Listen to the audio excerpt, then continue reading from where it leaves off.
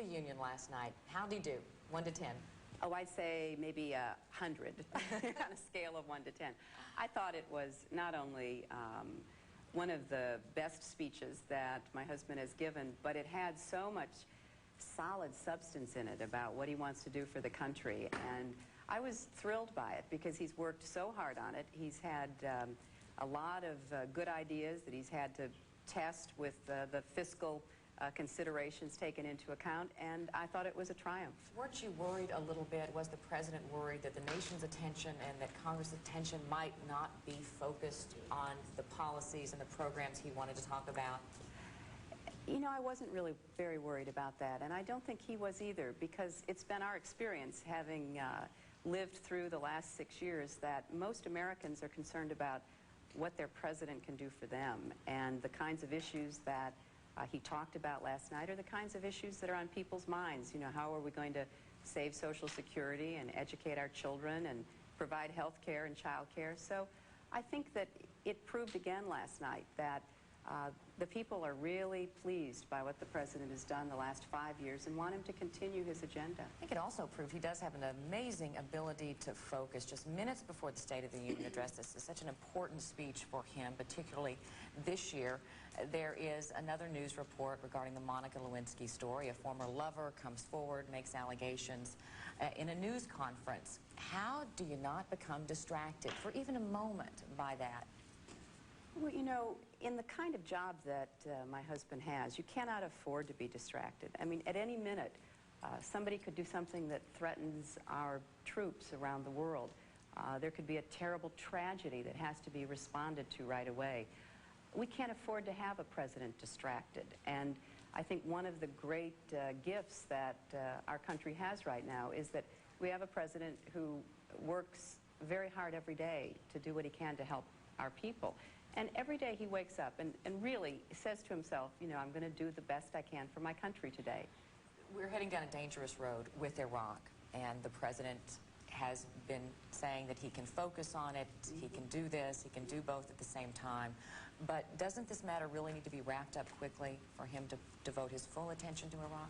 Well, you know, if it's not this matter, it'll be another. People have been harassing my husband for, gosh, I don't know, ever since I've known him, but certainly ever since he started running for president. And I don't think that anything is going to distract him from doing his duties as president.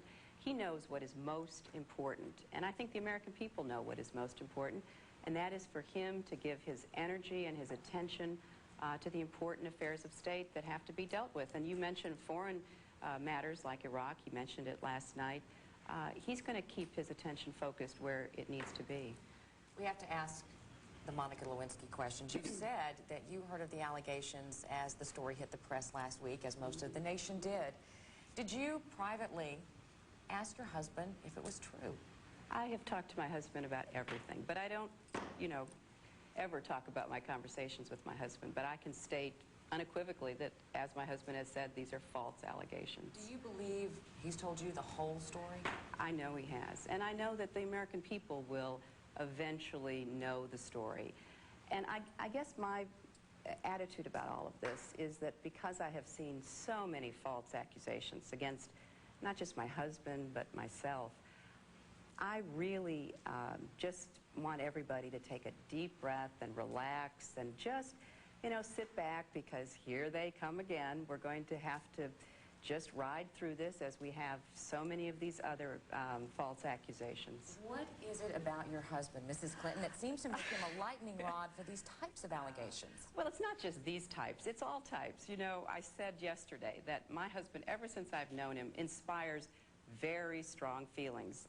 People, for reasons I don't understand and have ever since I've known him, really just hate him over some of his policies, his personality.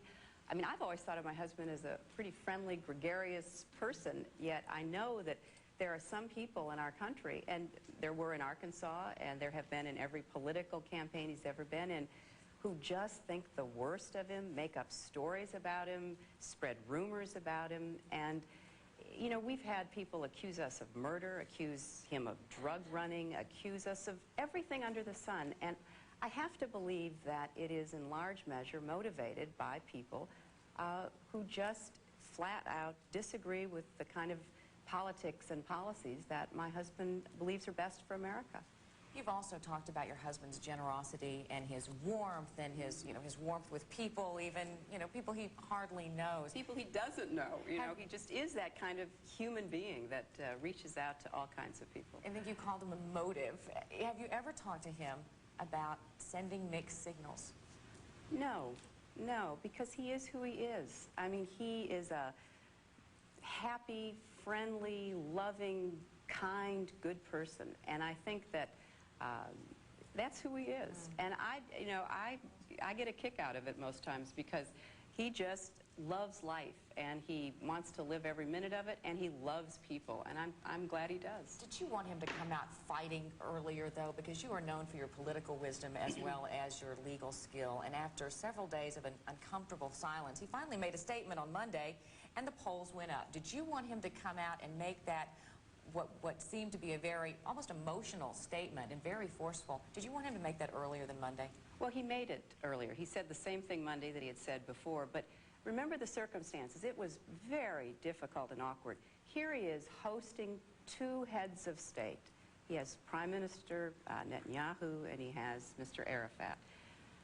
He does not want to be talking about matters that do not in any way affect peace in the Middle East, our security in the Middle East, our relationships with people around the world.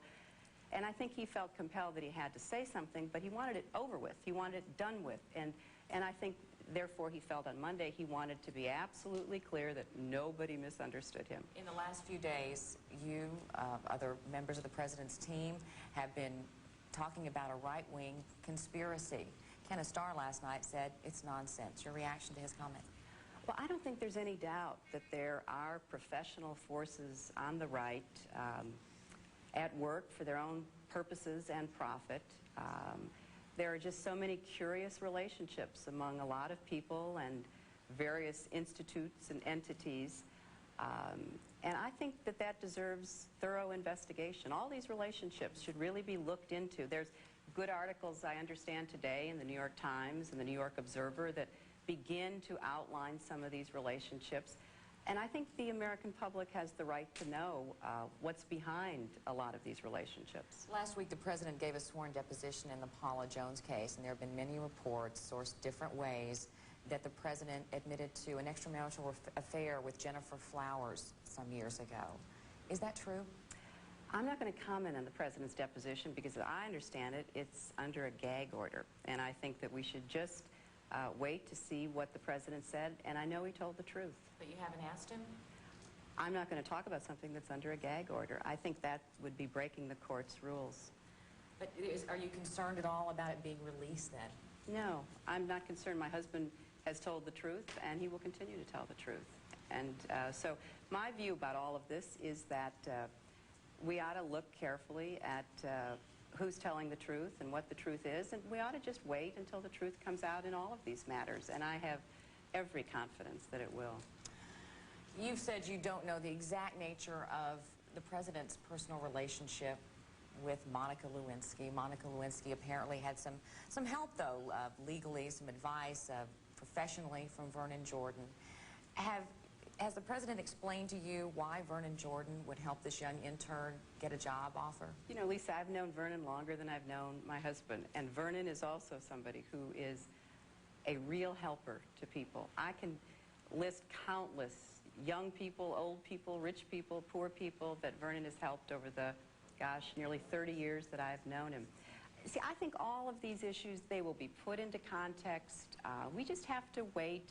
I know that everybody in the press is always so impatient to try to, jump to conclusions, but I don't think we can do that. I think we just have to let this process unfold. It's going to take some considerable length of time, and I think we have to look at what people are saying from all directions who are involved in this. You know, one of my husband's favorite old Southern sayings, which I keep thinking about when I look at all these things that just kind of come up and happen all the time, is that, if you find a turtle on a fence post, it didn't get there by accident. And I just look at the landscape around here and I see just lots of big old turtles sitting on lots of fence posts.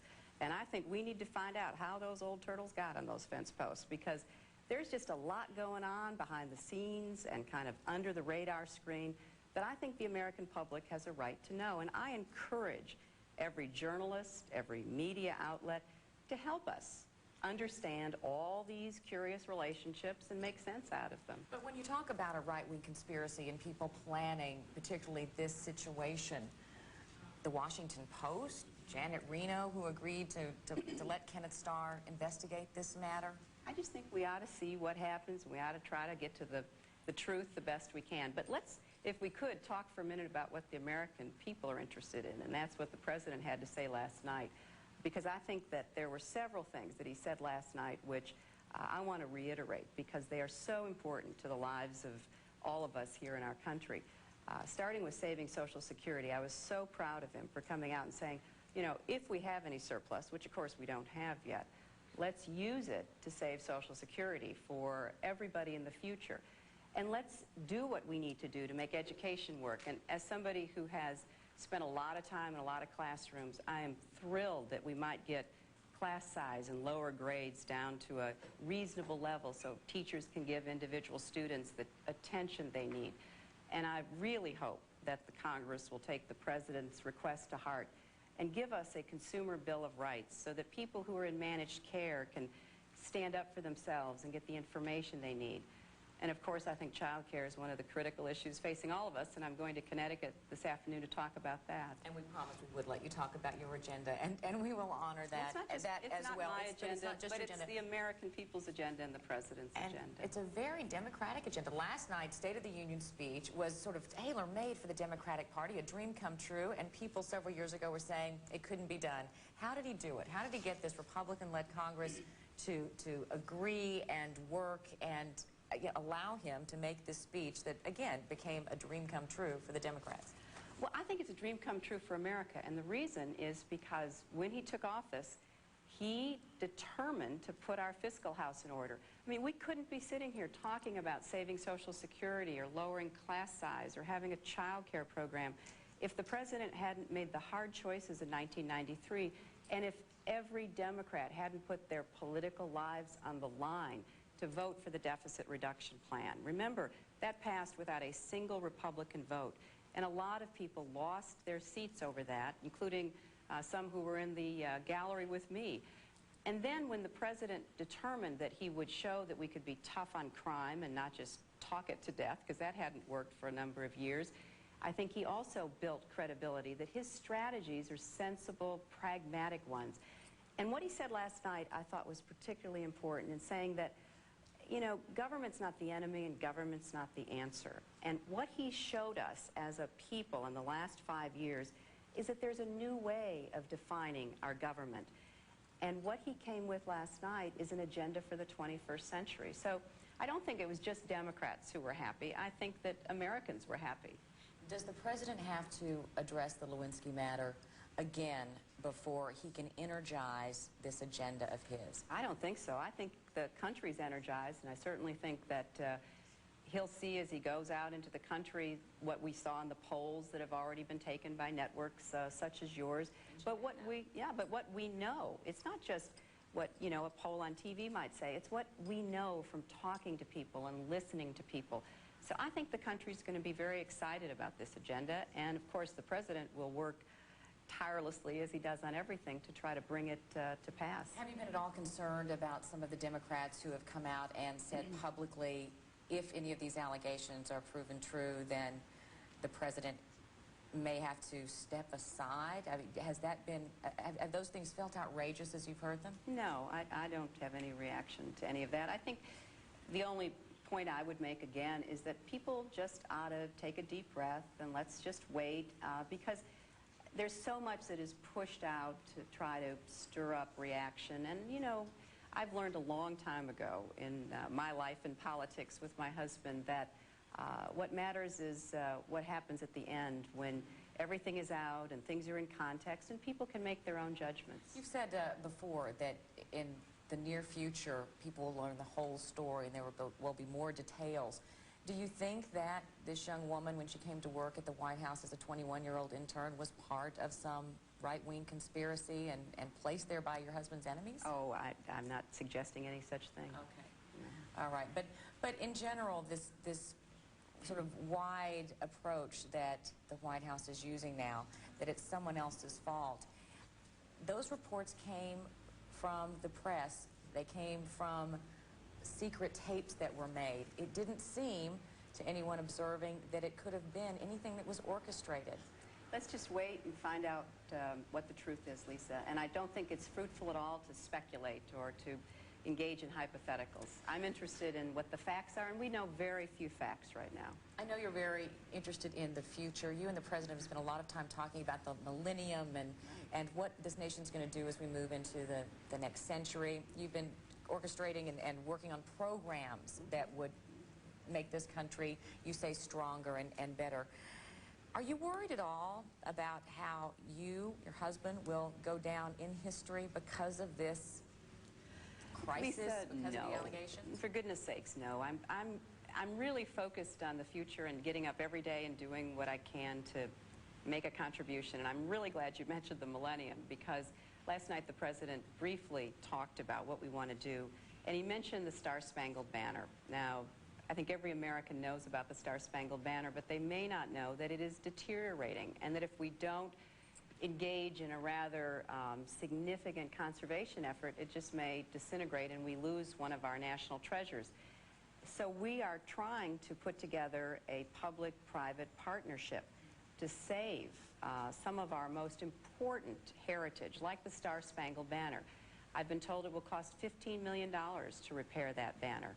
And there's so many other places in our country that need attention, whether it's Thomas Edison's house and with all of his papers, one of the founders of modern science, or our prehistoric sites like Mesa Verde. I could go on and on. And so what I want everybody in America to think about is how are we going to give gifts to the future? And I think the President has already given a wonderful gift to the future with everything he's done for the country, and he'll give some more in the years to come. Just a few seconds left, and you can see even in this interview, and I'm sure every interview you do in the near future, it's going to be hard to focus on your political agenda. When will the President come out and give a detailed explanation, sit down and talk about this matter and be able to put it behind us? When can that happen? Lisa, because there's an investigation going on, nobody can expect the President to say anything more publicly, because if there weren't an investigation, he could, but because there is an investigation, he can't. And I hope every American understands that, and I know that that must be very frustrating for people, but that is the way the system works. And you won't hear any more from Vernon Jordan, you won't hear any more from my husband, because they have to abide by the rules that they operate under when they have these investigations. But again, I'm going to say, everybody take a deep breath, just wait, these things take time, and when the truth comes out, this, like all the other accusations that have been made against us for so many years, will fade into oblivion, and the work that the President's done will stand the test of time. All right. First Lady Hillary Rodham Clinton, we thank you for sitting down this very difficult week for you. Thank you very much, Lisa. Good Morning America will continue from the White House right after this.